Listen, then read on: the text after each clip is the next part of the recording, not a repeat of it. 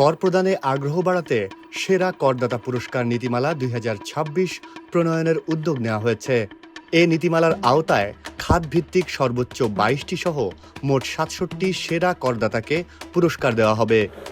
১১ June বিকেল ৩টায় জাতীয় সংসদে ২০২৬-২৭ অর্থবছরের প্রস্তাবিত বাজেট উপস্থাপনের সময় অর্থমন্ত্রী আমির খসরু মাহমুদ চৌধুরী এ ঘোষণা দেন। সেরা করদাতা ব্যক্তিরা জাতীয় অনুষ্ঠানে আমন্ত্রণ, জেলা ও জাতীয় পর্যায়ের সাংস্কৃতিক অনুষ্ঠানে অংশগ্রহণ, সার্কিট হাউসে অগ্রাধিকার, সরকারি হাসপাতালে কেবিন সুবিধা, যানবাহন টিকিট অগ্রাধিকার, বিমানবন্দরে ভিআইপি লাউঞ্জ ব্যবহারের সুযোগ ও ক্রীড়া প্রদর্শনীতে টিকিট প্রাপ্তিতে অগ্রাধিকার পাবেন।